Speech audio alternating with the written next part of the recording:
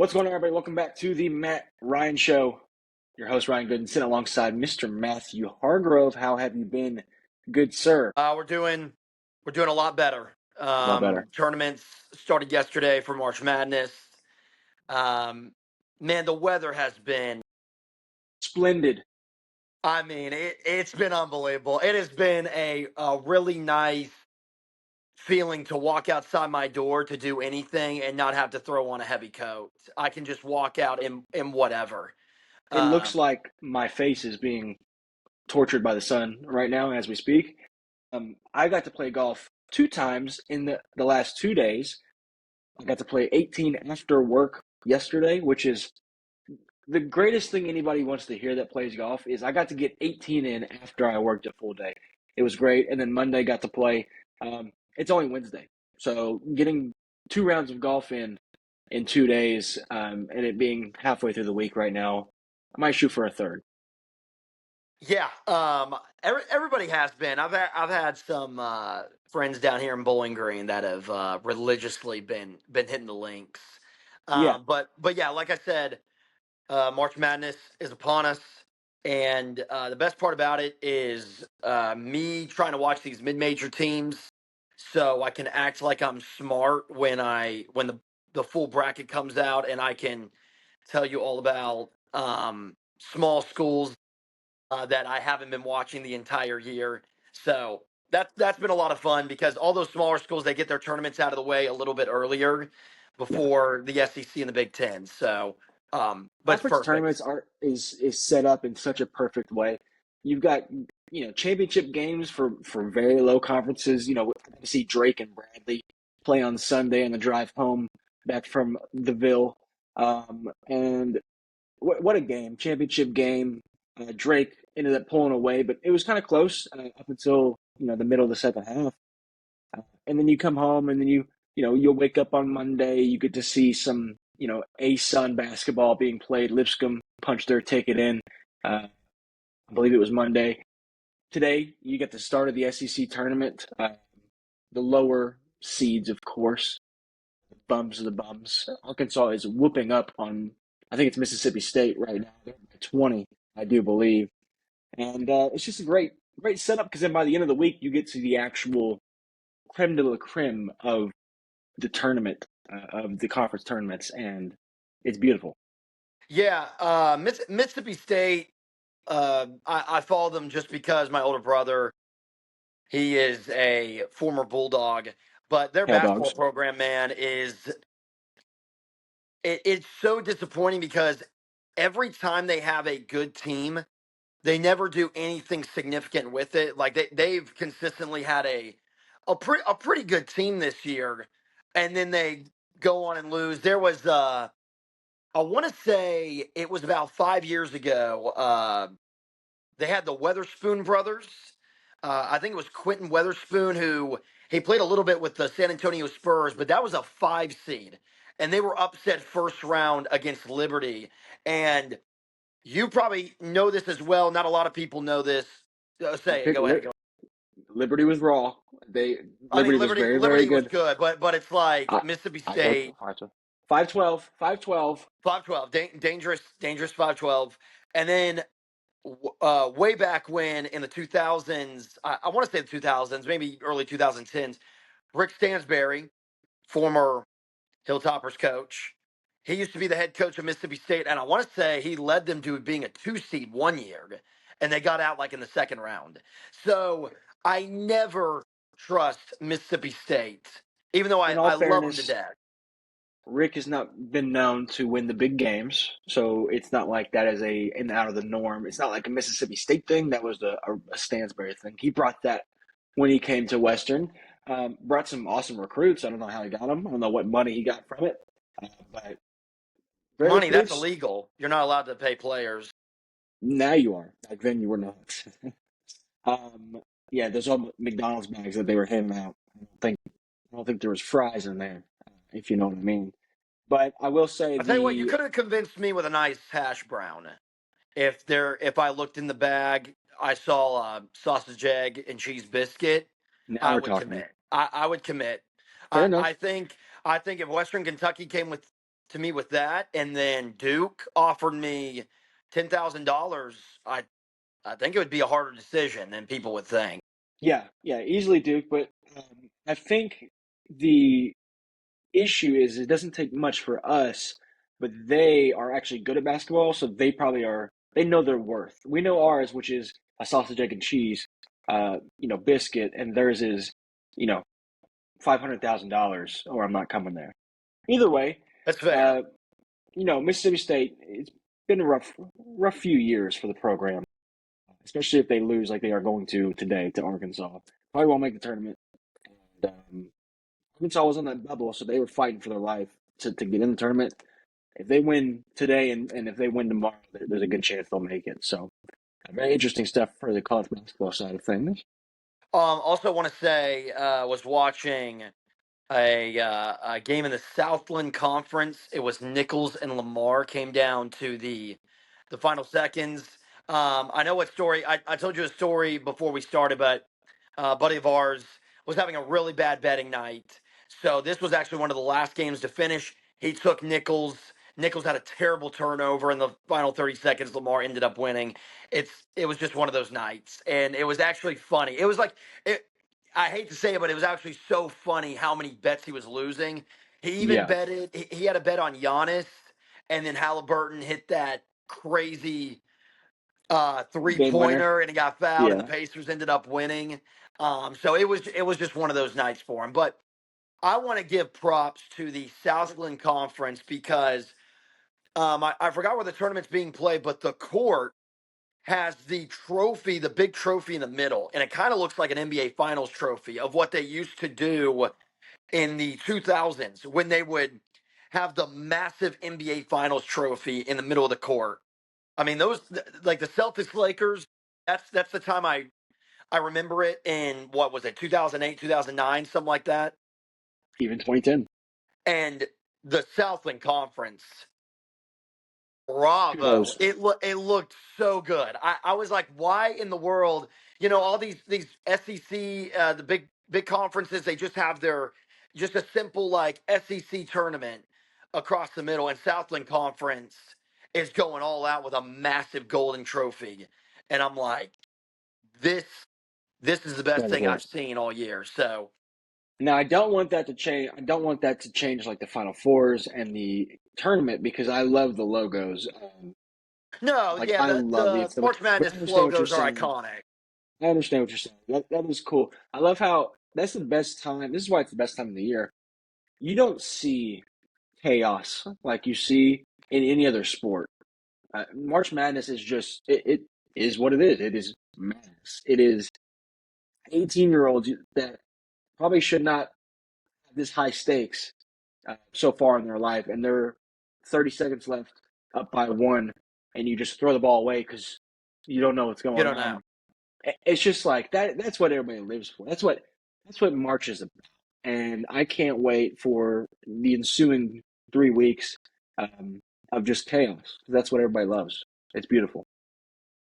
Yeah, I'm already preparing for that first Thursday to do absolutely nothing. I'll be at rep. I mean, 11 to 11.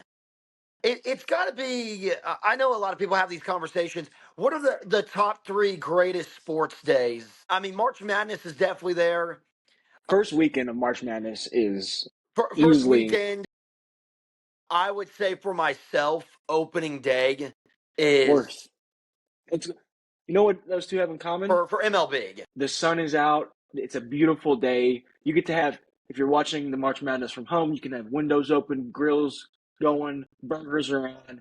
It's just a It's beautiful. Spring is here. Summer is coming. It is a beautiful time of the year for these things to happen. Miracles are happening.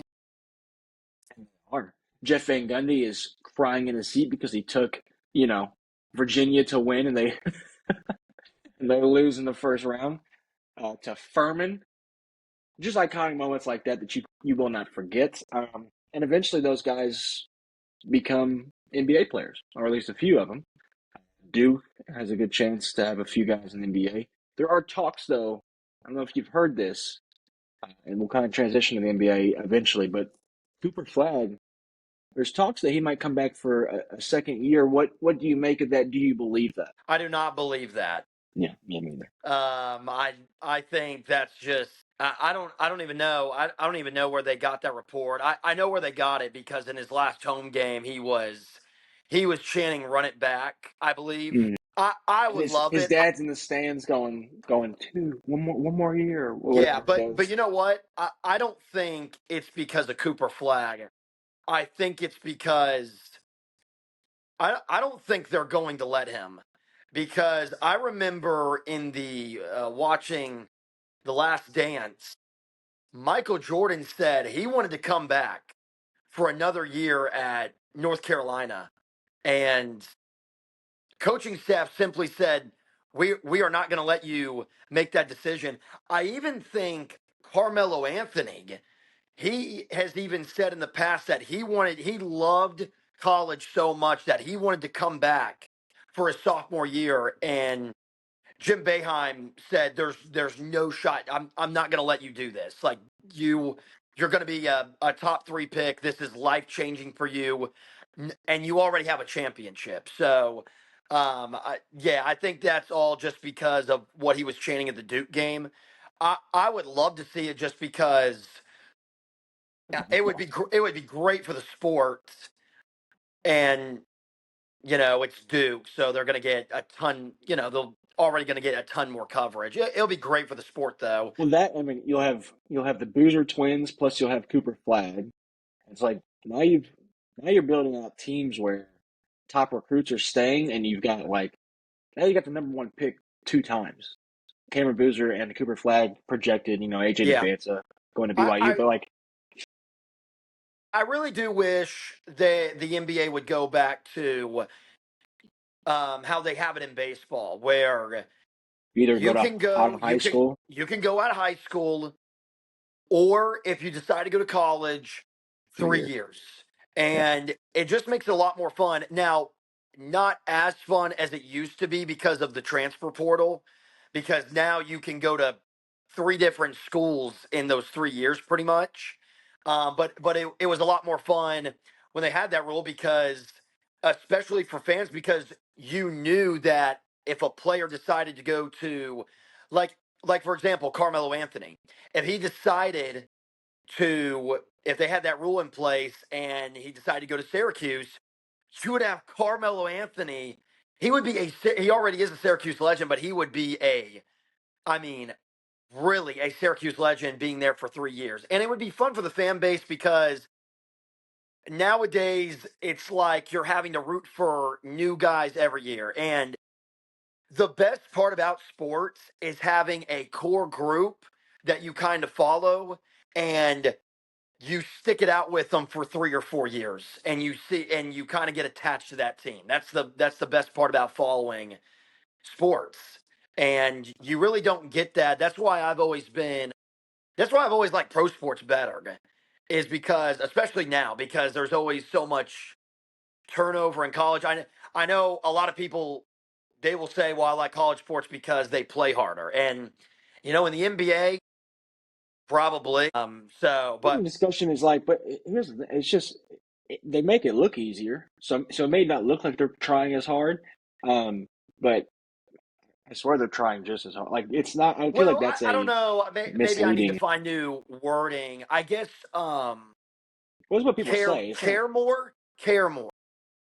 It's because the games matter more. It's because you play 82 games. The 64th game in the NBA season doesn't mean shit. I mean, it really Yeah, doesn't.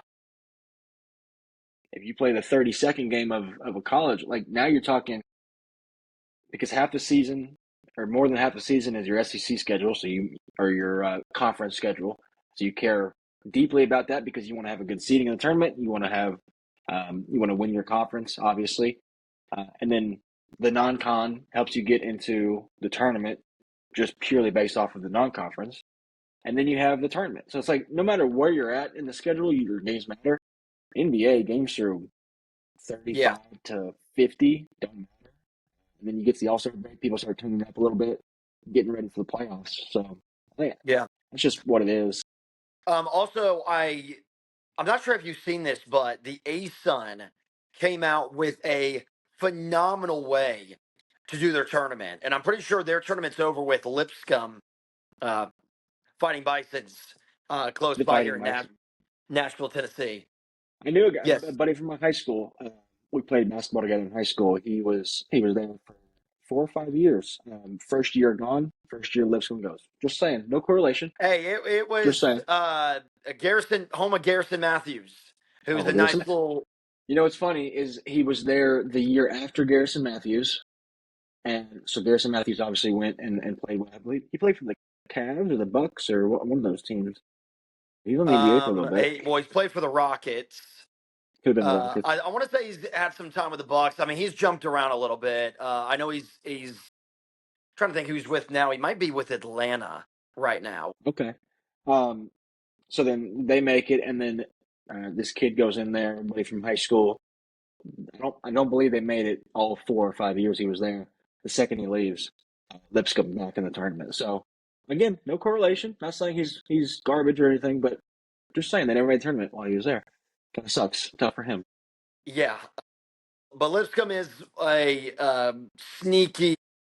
I'm not saying like who knows. I mean, they'll probably end up like a 15-14 seed, Yeah. something like that. But they've always had a pretty solid basketball program. But what I was going to say is the ASUN has done a perfect job with their conference bracket. And I want to say there's like, 12, 13 teams. And what they've decided to do, and they're doing this because they're wanting to make sure that the regular season really does matter and that their top teams have truly the best chance to get into the tournament. They have pushed the number 1 and 2 seeds all the way to the semifinal round.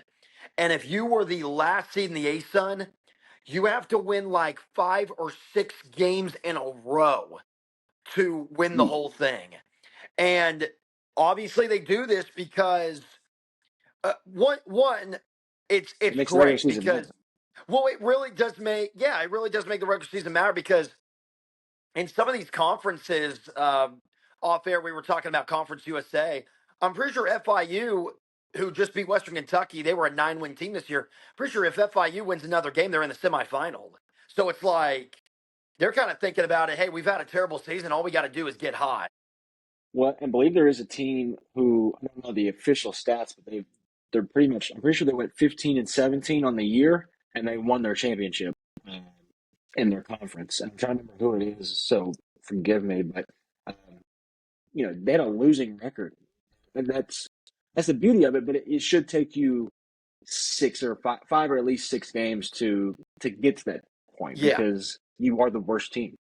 yeah, and you're exactly right. That is the beauty of it. But these conferences, they want their best teams representing the conference in the NCAA Obviously, tournament. yeah, yeah. So the ASUN is probably looking at it like, hey, we understand Cinderella teams happen, but I don't know if we necessarily want like the seventh best team in our conference just getting hot and then getting blown out in the first round of the tournament. St. Francis, I think, is the name. It just popped up in Okay. my head. They went 15-17 on the year, and they won their conference championship on a game winner. And now they're probably a 16 seed. They might even be that play-in game. You know how 16, there's at least 16 seeds that play against each other on Tuesday to see who's actually going to play the number 1 seed and get their ass kicked. They'll probably Is play it is somebody it like too is it too much to ask? I think the conference tournaments, now just thinking about it, should be double elimination. mm, too much basketball. You don't I think if love we did basketball. like 2 weeks, I, 2 week tournament? no, because then it takes out all the chaos. The reason we love it is I because know, I know, but like that's the beauty of the sport. I know, but it's like, do we really want? Then it just becomes the NBA where it's like the best team's always going to win because you don't have Well, that's when you get the chaos in the true March Madness. yeah. But then at that point when you go conference tournament, then it's like, well, why don't we just make double elimination for the whole tournament? And then it just becomes a money grab. Like, well, we get more games, we get more TV, we get whatever. Well, yeah, I mean double elimination, and that would be the longest. It'd be like it'd be like a 2 month tournament. They'd have to start it on March 1st.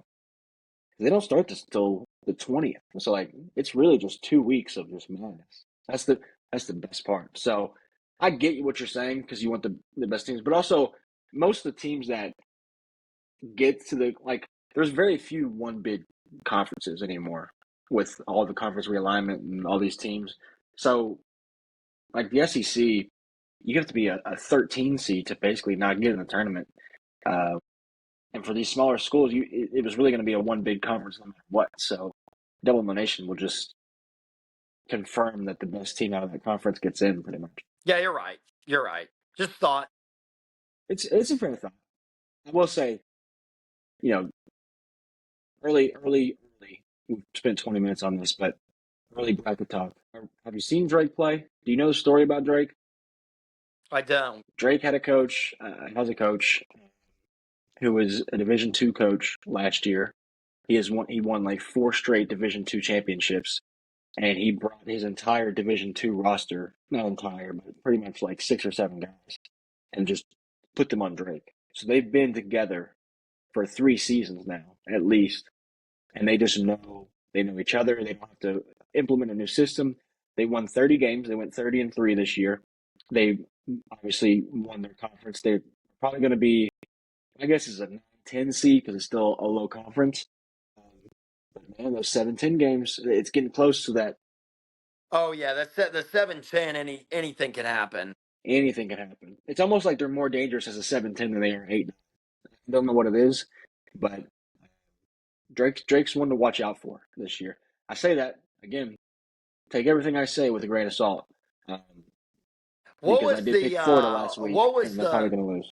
what was the mid-major school that we were? Man, it was either, I think it was my senior year, your junior year. There was a mid-major school who they had about 30 wins. I want to say the school started with a V, and we were so high on them during the regular season, and then they got into the first round. They were like a 12 seed, and they got blown out. The only schools I know that it's either Valparaiso or Valparaiso. Say it. Our great friend who we used to do a lot of broadcasting work with, Tori Bowling, would know because he had this school. If you remember, going to like he had them going to like the Elite Eight. Yeah, I I mean, they wish I. were big. They could shoot, and they in the first round of the tournament they probably played their worst game of Yeah, the entire season. I'll try to look it up. it's not Richmond. No, It couldn't have been 2020. I think it was the 2021 bracket. Whoops. man, do I wish I could remember. I'll think of something, but we can talk. We can still talk. We'll we'll I'll look it up. we'll go to the NBA. Well, I will say last thing on this. We will next week be coming out with a filled out bracket for you guys. Not that you all should follow it, but it's more for our pleasure than it is yours. And you can laugh and see how wrong we are. But we'll have an official bracket, each of us, and we'll see, who wins. It's a friendly competition. You might throw a few $1,000 on it, but we'll have to see. However, we will move on to. Did you find the team? I got it. It was Hold on. Let me. Is it? Did it start with a V or no? no, it did not. What does it start with? Starts with a W. Oh, I thought it was Charleston because I was huge on Charleston one of those years, Mm-mm. and I couldn't remember which one was No, W. I don't know. What is it? it was Winthrop. Winthrop. Oh my gosh, I was high on them too. They had a They six were six a guard. 12 seed. They were a 12 seed. They played 5 seed Villanova in the first round of the 2021 bracket and got beat 73-63. So and that Villanova team was they were good. They made it to the Sweet 16 and they got beat by the eventual champions, the Baylor Bears. That I was a want to say weird off year. the top I want to say off the top of my head, their best player was James Robinson Earl, was the Not star great. player of that Villanova team. Well, and here's the thing. I believe that might have been like one of those years that we were in college was the first year that a 12 didn't beat a 5. And it hadn't happened maybe ever or maybe like a few times, but it's been, years since that had happened. and I love a good 5-12 matchup. But it was the first time where like every 5 seed won. It may not have been that specific year, but it's one of those. No, it wasn't this year. All the 5 seeds won except for one. It was when, and man, this is goes into what we were just talking about. Oregon State was a 12 seed. Oregon State was the worst team in the Pac 12 in 2021. And they shockingly ran through the Pac 12. They even beat the number one, my Oregon Ducks, I want to say in the semifinals. And I know this because we watched the game in your room. I got some good memory. Watched the game in your room. Oregon State won that game. They went on to win the Pac 12 championship. And probably They a lot made of a people were run. like, and I mean, They made a not what was not it? just a Elite Eight? run. We're talking the Elite Eight. Yeah, they made They it to made elite. it Yeah, to the Elite Eight. They beat 5 seed Tennessee by 14 points. They beat 4 seed Oklahoma State in the round of 32, 80-70. So it's not like these games are close. And then, and this is March Madness right here. A Sweet 16 matchup of Oregon State and Loyola Chicago. now this And is the second run of Loyola Chicago because the first one yes, was electric. This is the second run around. this is the second run with it where I thought Loyola Chicago was definitely going to win this game because they were rolling and they had that big center who was like a Mm-hmm. Jokic. They would have him at the top of the key and then they would set screens for everybody on the wings. Lefty too. Yes. And also Loyola Chicago beat a very good Io DeSumo-led Illinois team in the round of 32. So you Hopefully had Cockburn. a 12 and 8 seed. Oregon State won that game, but Mm. then eventually fell in the Elite Eight to UCLA. Houston, which Houston, I mean, Houston, they're bound to get one. I feel like they've been Man, so close over the years. they've been. I swear they've been in the Elite Eight the last 5 years, 6 years maybe. They've been in the Final Four once, I believe, last year. I think they made it. They just can't get over the hump. I don't know what it is. They're well coached. They've got a great defense. They never have enough firepower offensively. And some of these teams get hot in March, and they just can't keep up. Defense can only take you so far. Yeah, yeah, you're exactly right. Well, we'll move on. We'll go to the NBA finally after 30 minutes of college basketball talk that was unplanned. Um, that was unplanned. we will say though, next week bracket, be on the lookout. Follow our brackets. Make one of your own. Make our bracket for yourself, and you'll go far in your work event or work bracketology that you're going to do. Um, anyway, NBA. We said last week we're going to talk about some very mid-level, you know, teams that are kind of stuck in the middle. You know, Toronto Raptors, Memphis Grizzlies, teams like that nature that are like, you're not competing for a championship. Nobody takes you seriously for a championship, but you're also not a bottom feeder. You're going to be that 6-7 spot in the playoffs.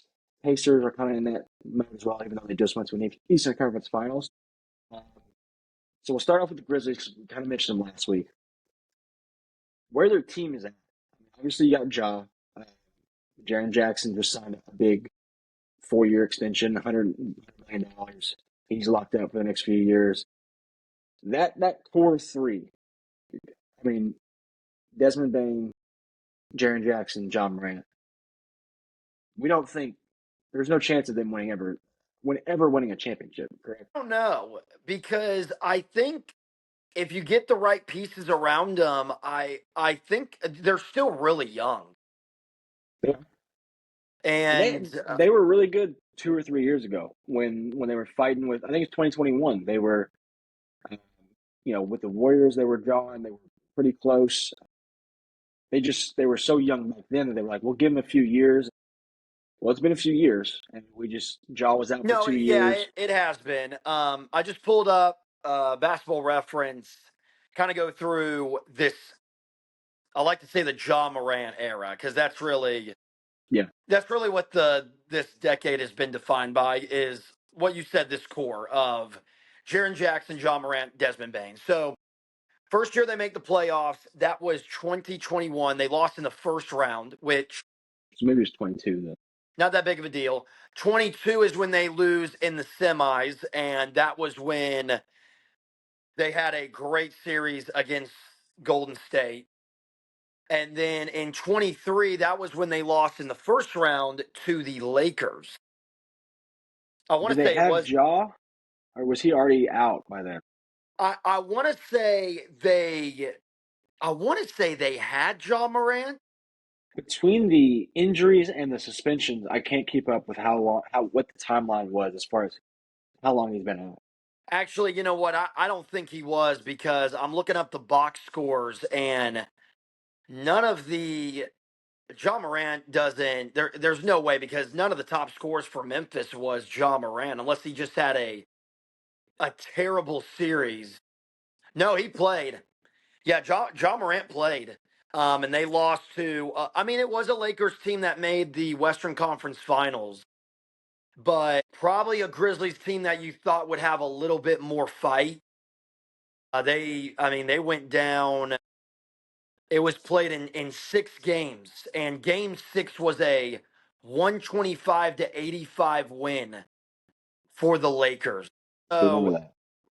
again, I'm not giving up on them, because I still think they're young, but I Wait, will say, if if they get out in the first round this year, I think you do have to start questioning some stuff, well, I because don't think they have the guy. I you don't don't think think John John Morant Morant. you don't think John Morant can be a dude. You're gonna hate that I'm gonna say this, but No, he. I actually I'm not convinced really Well, I'm either. just saying he. To me, he is the exact same as Russell Westbrook in 2014, 2013. He is the exact same as Derrick Rose pre MVP. I mean, both of those guys won MVPs, but he's not Jaw's not at that level yet. But he's the same archetype. He's a run, jump, dunk point guard who can average 20 and 10 if he really wanted to. And he's uber athletic, will create many highlights. There's so many almost dunks that he has. Trying to make a highlight reel just out of almost dunks. And it's exciting, but it's not feasible. It doesn't work in the playoffs. He can't shoot. Uh, it's the same archetype, as those guys. And I didn't trust either of those guys. You know how I felt about Russ with Lebanon. It just that style of play can only take you so far. And if he's your number one guy, I mean, Russ wasn't even the number one guy on his team, and they went to the finals but couldn't win it. So I don't know how far this team could even get to. I don't think they could I even get to a Western Conference Finals. Yeah, that is fair, and I still I hesitate to say it, just because. So Jaren Jackson and John Morant are both 25. Desmond Bain's 26. Let's say they keep that core for you know another 4 years, when they all like really get into their prime and they're all around like 30. What's the NBA going to look like? And they're going to have so much experience. I don't think that would be a bad top 3 to have. If I just think, like, if people are already thinking about blowing it up, I think that's I think totally that the wrong thing to do. if you want to give Ja a chance, I totally understand that. If you want to say, give him 2 more years, not including this year, to say, go out there, prove you can carry this team, because it will have to be him. The roster has to be constructed in a way that supports the supporting cast, though. Like, for instance, you cannot have Jaren Jackson playing the 5 anymore. It doesn't work. He can't rebound. He's a 4. He's a shot blocker. He's a good defensive player, not great. He's a shot blocker who can average 25. He stands out on the perimeter. He can shoot threes. He averages 4 rebounds a game as a big man. It is not a recipe for success. They have to have somebody that's a center, that is a legit center. I don't know who that's going to be. Don't know who you can go grab. Maybe it's somebody for agency. Maybe it's somebody in the draft. You got to find somebody that can be there with Jaren Jackson. Um, and then it's got to be either a small forward or shooting guard that can complement God Desmond Bain, and that would be defensively, obviously, finding a nice 3 and D piece and hope that that's enough. I don't know that it is, but at least that could at least get you a chance to get to the Western Conference Finals, which is something they haven't done. Yeah, yeah. And going off on that, if they don't make the Western Conference Finals this year, I totally get it because I do think Lakers and Nuggets and the Thunder are better. But if they get into a matchup against the Rockets and they lose first round, that's definitely a step back because now you're supposed to be ahead of them. The And Rockets are and happy to be there. That's where they're at in their yes, career. the Rockets, like nobody, if the Rockets lose first round, everybody's going to see this season as a success. This is It's their the coming same out as party again. 2022 Grizzlies. They're going to be like, well, they're young. Correct. Give them a few years. Correct. So there's definitely a lot of pressure on Memphis to win that. But yeah, they're an interesting team. Um, just gotta see how I kind of like just with the way the NBA, uh, especially with the way the Lakers, where are they going to be at in 4 or 5 years? Is Luca even going to be a Laker? We promised last episode we would not Oh speak yeah, that's about the right. Lakers. Okay, okay. We No did hand Lakers. up to somebody and said we wouldn't talk about it. So Correct, we're not going to talk correct. about that. So where are other teams going to be? um, so, but it's interesting. It's Yeah, honestly, it's probably fun for Memphis teams because you at least do have some kind of core there that you've seen them drafted and kind of on the come up. It's obviously a shame. You do wonder if the kind of what you touched on, if the Jaw stuff has really thrown a wrench in their upbringing, especially last year because they were not even relevant last year. They won 27 games, and it was because Jaw was out for the entire year. One of the worst part is like usually when you have those type of seasons where your best players out, you lose a bunch of games. Usually that grants you a high draft pick, and it really didn't for them. They got, I believe, what was it, Zach Edey last year. That's the pick they had. It was outside of the top 10, so it really didn't matter. Because we all know the NBA draft is, you know, you might find a sleeper at 13, you might find a sleeper at 27, but more likely than not, you're not going to find 8 guys in a row from 11 to 19 that are, going to help your squad out tremendously. You try to find a nice role player, but usually when you have a season like that where your star player's out, you'll lose a bunch of games. You usually get rewarded with at least a top 5 pick that can help you out in the future. They did not get that, unfortunately, for them, but it's stuck in that middle. We're going to say that a lot because there's a few teams that are like that in the NBA right now. I feel like that you look at them, you go, there's no shot that they can win a championship with this team. But you're also like, you don't want to blow it up yet because there's still signs. Like the Pacers, they just went to the Eastern Conference Finals last year. And still in my head, I go, it's not enough. It's not even close to enough. Well, I think there's in the NBA there's a route for teams like that to get to the Eastern Conference Finals. I mean, the Portland Trailblazers, they made the Western Conference Finals, but at the end of the day, those teams never actually end up winning it. Um, and yeah, the Pacers they're just like that. Like it's not a bad team, but they just don't have enough to, even if they make it to the Eastern Conference Finals, they just don't have enough to beat in a row a Boston Celtics and then go on to beat like the OKC Thunder in the finals. So, but they're gonna be they're not gonna be an easy matchup. Like right now, they would be playing the Milwaukee Bucks, and I would say the Bucks have finals aspirations, and that is not going to be an easy series for Milwaukee. Right. And Go ahead. correct me if I'm wrong, didn't they, was it this year or last year? They've had some beef, especially like with the play-in tournament, and they had a few head-to-heads in the regular season where things got chippy. Oh yeah, they've got some history, and I don't know if it was this year, last year. It doesn't really. Same guys are on the team, so it could be that'd be an interesting series if that were to play out like that. Oh, 100%. I still think the way that things are shaping up, the most watched series. Now, right now, I know what the most watched series would be. It's whoever the Lakers are Um, going to play. well, right now they'd be playing your Warriors. So, Still time. There's still time. Warriors are on a well, I run, mean, in 2023, that was probably I would say maybe the most watched series other than the finals was which is when weird it was the because Lakers and the Warriors. which is weird because I don't think anybody really thought there was a chance that the I don't Warriors were think going to so, win but that it was still series. LeBron and Steph. Yeah, they'll always I mean, both remember. that's the greatest. I mean, that is the magic and bird of, I would say, of the 2010s was LeBron and Steph.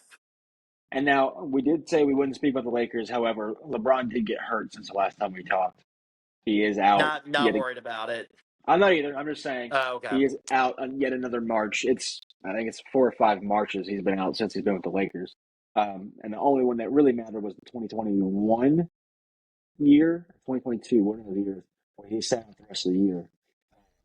And the rest of the year that was a groin injury as well. So that's the only part that kind of scares me a little bit, where it's like it's the same injury that took him out for the rest of the year. A few years ago. He's older now. It takes longer to recover. Hopefully, it's nothing. Hopefully, he just wants to go watch some March Madness games, and I don't Yeah. blame him. And that would be nice, but Yeah, I think in the past, those teams that whatever year he sat out, it might have had to do with, he didn't truly believe. I think at least LeBron believes that they have a shot at winning it all this year, just I'm sure he thinks because whenever of the he's on the Luca team that there's trade. always a shot. But I know what you mean. Well, I I, know what you I don't mean. know if he thought that last year. I Maybe don't know. maybe he's at the point where he's Um, like, I know I can't carry a team that's awful to the finals anymore. yeah, but now he's got Luca, and the way that they have been playing, and with the Thunder being so young, I think he really does believe at least we can get to the finals. I will say, and then after this, we'll go back to the teams that are the Thunder are getting a lot of disrespect all of a sudden. I don't know, really. I'm not saying that that's. You just made me think of it. For a team that won 57 games last year and on pace to win 65 or 60, whatever it is, they are young. They're the youngest team in the league, and I understand that in every major sport, if you're the youngest team in the league, odds are nobody's going to take you serious, and nobody is projecting you to win the championship. This is a different situation. They've been there. They uh, they got some experience last year that they needed. Shea has proven that he can be the guy, especially in big moments. He's a clutch player. Now we've talked about how I worry about the foul situation because in the playoffs you don't get to whistle like you do in the regular season. So how will they respond when they don't get that whistle? Can he create his own shot when there's nobody behind him, or when he's not able to jump into somebody, or when he's not, whatever? I think the Thunder kind of get disrespected, get kind of thrown in that tier of like, well, they're still too young, and it's like, well, they've been there before last year. At what point do the tides start to turn a little bit and Yeah, do I something think special? I think it's because they haven't made a conference final, That's fair. and unfortunately, it is, yeah, because they're young and nobody likes to give credit to the younger guys. But if you're But I asking will. me, who do I think is going to make like if I were to give you $100 and I say you can only put money on OKC or Cleveland, who are you putting your money on? Oh, I'm putting it on OKC. That's kind of my point. Is like if if I were to give you $100 and say spread it out however you feel like versus the odds um, to win the NBA championship, I feel like a lot of the money is going to go on the OKC. Like the Yeah, I chances think of it's them just a winning. narrative. I think it's a narrative that people have just randomly created because they're bored with their lives. That's what I think it is. Cleveland, why in the world should we be giving Cleveland any credit? why should we be giving Donovan Mitchell any credit? I mean, that's the point that you just brought up, but you're exactly right. I feel like people love Cleveland a lot more Yeah, than OKC. yeah. And man, I know we said we weren't going to mention them, but I watched both those games, OKC versus Denver. And Shea is automatic. It doesn't matter if he is inside the paint, he is going to score. Now, I was trying to think the way Denver was guarding the Thunder was and it worked the second night, kind of. The Thunder still scored 127 points. So I don't know if you can exactly say it worked. But they were double teaming Shea and forcing everybody else to beat him. I think that Thunder team is so talented that I think in the playoffs, if I was the coach, I think I would let Shea go off and do whatever he wanted to. And don't let anybody else score. But don't let anybody else. If Shea wants to go drop 60, 70 points, that's fine. But that's not a recipe for winning. It just isn't, where you're relying on Shea to get 50, 60 points a night. That's how I would guard him because Denver was guarding them like that the first night, and their bench is so talented. They were leaving Jalen Williams, Cason Wallace, Wiggins wide open in the corner, and they were hitting those threes. And I was thinking to myself, hey, you're just going to have to man up, put your best defender on Shea, and hope he misses. And if he doesn't, then he's the best in the world. Now, the one thing that I do agree with as far as the Thunder is concerned is their role players.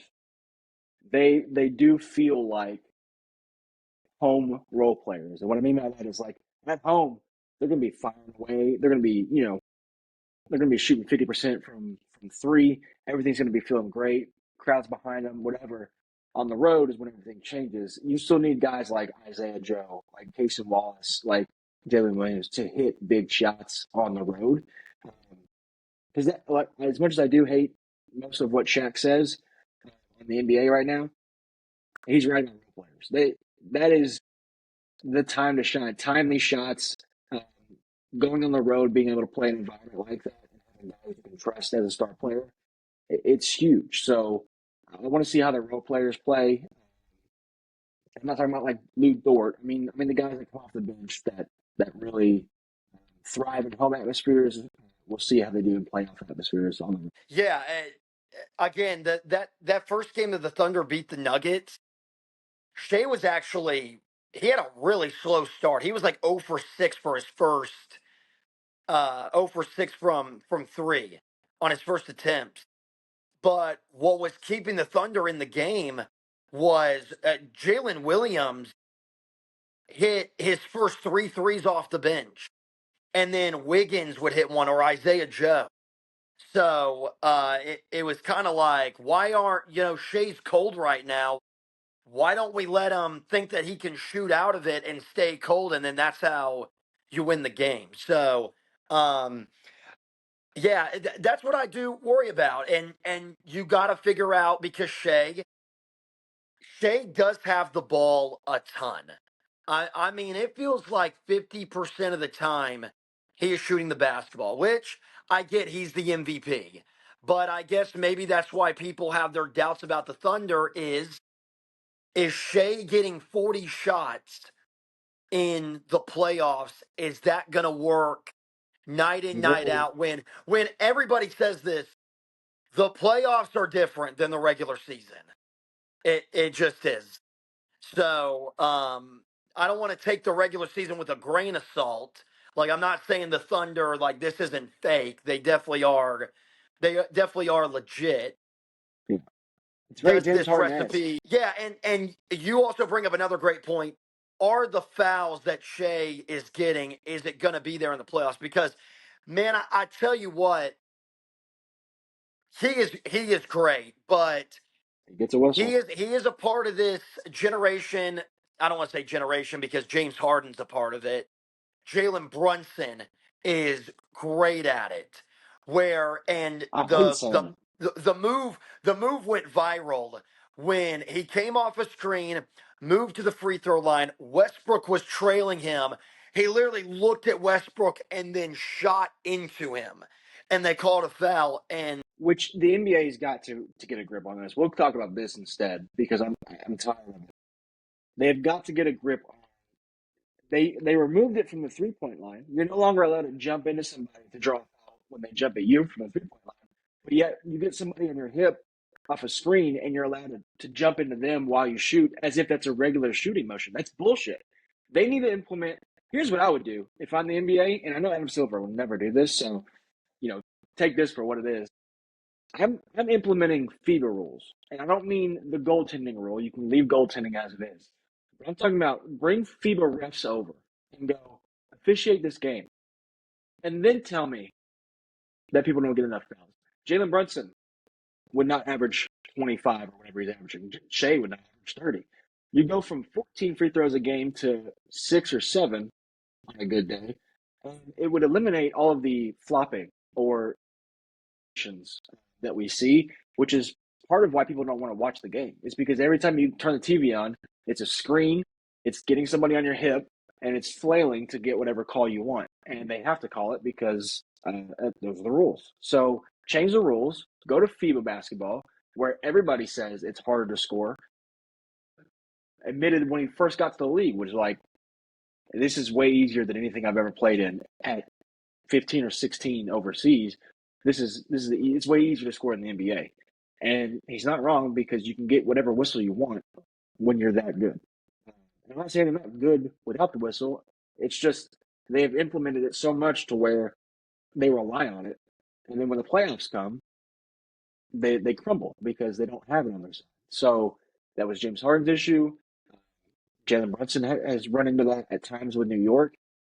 I want to see if it happens to Shea. I didn't pay attention that much last year when they went to the semis, but we'll see how it is this year because the whistle has gotten a lot more favorable for him this year than it was last year. yeah, it's just frustrating to watch a game. There was another time, it wasn't during a shot, but him and Jokic were going up for a rebound, and Jokic didn't even move. He just fell to the floor, got his arm wrapped around Jokic, and they called a foul on Jokic, and he was standing there like, I don't know what else I'm supposed to do. So, but again, that could really hurt them in the playoffs if Shea is trying to pull that stuff off. And you know what? I don't blame Shea. Uh, it's it's I do. it's the referees. It's the referees because Shea is doing this because he knows he can get it. That's just being a smart basketball player. I He will don't. not do this if the refs don't call it. That's why James Harden did it. That's why James Harden, when the defenders would try to get their hands close to him, and he would just rip through and throw up a shot, he would know he would get that call every single time. So I've always blamed the refs. I've actually hated when people get mad at Harden and Brunson and Shea for doing it, and I'm like, you know how this stops is the referees don't call it, and I promise you, Shea will not do that again because if he tries to do that, then he's taking a possession away from the team by Not throwing to up a mention terrible shot. taking away possession and he's flailing on the ground, which means it's a 4-on-5 fast break on the other end. Correct. It would stop so much if they just implemented FIBA, which is FIBA is more like we'll call a foul if we see it, but you're not going to bait me into it, which is what the NBA allows, which is you can bait somebody. Trae Young, anytime anybody is near him, he'll throw his head back like he got whiplashed and he'll get a call. So like that is the type of calls that you're not going to get, which is why it's such a different basketball game over there. I'm not saying we need to become FIBA, but those rules, they're more basketball than what we have. Well, It means more I from want the us. referees to, everybody does, just call it old school. Like, I want you to hear the foul. Like, that's how I don't bad need it's got to be. I don't need people to be beating up on each other, but I just mean like I don't need the offensive player to show me that he got fouled. Just call it if it's a foul. If it's not, like implement a rule to where if your head goes back and nobody hits your head or even close to your head, it's a flop and we're going the other way. I don't care what the foul was called. If I'm Trae Young and your head goes back and you didn't get hit in the head or near the head, it's not a foul. And there's no like quit trying to bait me into whatever call that you want. I get that fouls happen all the time. Those guys get fouled. But you trying to get me to call it by flailing your arms or getting falling to the ground, whatever it is, it's so frustrating to me to watch that. Yeah, yeah, not fun, and it's hopefully it'll just be different in the postseason. We didn't really talk about the Raptors. Who the fuck cares about the Raptors? I don't. You don't. The fans don't. Let's live in Canada. RJ Barrett's out there. Uh, they traded for him. He's an okay player. Uh, I will say this. I used to be on the train of if it's not working and it's not going to work anytime soon, blow it up before you waste 3 years. However, the 2019 Raptors kind of showed me differently, where it was if I was the GM in 2018 of the Raptors, I'd say Kyle Lowry, DeMar DeRozan, Eastern Conference Finals, maybe. However, you're never going to get past LeBron, so it doesn't matter. I would have blown it up. I would have restarted. They go and get Kawhi, and that changes everything. So, like one piece, if you just feel like you're one piece away from changing everything, then I get it. These teams aren't there. Like even if Kevin Durant were to go to Memphis, which is rumored, I don't think that propels them to be a championship contender in my eyes until they get more pieces around Jaren Jackson or defenders on the wings or bench players. So that's kind of where I'm at with the mid level teams that aren't going to get top picks that also aren't going to be Yeah, I think championship contenders. realistically, there's 7 teams. I think there's 7 teams that have a shot at winning the finals this And I year. don't mind people being competitive. Obviously, I want you to win games, but if you know it's not going to work, I'm not suggesting people tank, but some teams are just bad. Like LaMelo and Brandon Miller on the same team, and they're just bad. Like Brandon Miller's been out all like the most of the year, and LaMelo is probably going to want out of Charlotte, but they're just not a good team. The Wizards are just not a good team. They're competing, but they're just not good enough to win. Those teams I get, and I don't want people to. I want the Raptors to trade everybody for nothing and then just become that team because it makes basketball worse. But at some point, you gotta rip the band-aid off and just restart. Yeah, it's but you know what? They got their championship in 2019 at And the they very did. least. Last thing I do want to say is I do think your Warriors are a little bit of a dark horse. Maybe to get to the finals. I mean, if they do have this first round matchup with the Lakers and they win that, I mean that gives them a ton of hope. And I mean, depending on who they play, I could see them kind of getting hot and making a little bit of a run. I do. I'm not fully convinced, but like I said, I got 7 teams. They would probably be like if I threw in 8. I think I would actually throw in the Warriors over like the Grizzlies and the Rockets just because Steph. well you got Steph Curry. So if you're gonna get hot and Steph is red hot, I mean it's not looking good. Yeah. Well, last time I talked about the Warriors in a good way was the beginning of the season when they were on fire and they proceeded to blow out that fire very quickly. I do not want that to happen again. So I'm going to stay away from talking good about them. They have played very well. I believe they're what they 18-2. I'm sorry, not 18-2. So I mean they're now 37-28, but they are 4 games back of the 4 seed. So I mean there's a legit shot they can get into that like 4-5 matchup with like the Rockets or the Grizzlies, and they can definitely win it. Like there's a legitimate shot that the Warriors can definitely make the semi final round this year. Yeah, and listen. The new dynamic of him and Jimmy has been one of the most perfect pairings you could possibly have.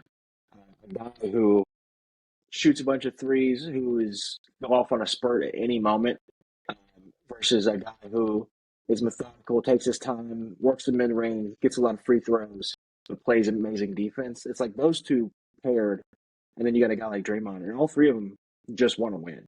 Like at this point, Jimmy's to the point where he's got to focus on just one thing. He's gotten there before; he couldn't do it by himself. That he's got help now. He should be able to will this team. And we all know playoff Jimmy usually means better numbers, better shooting percentages.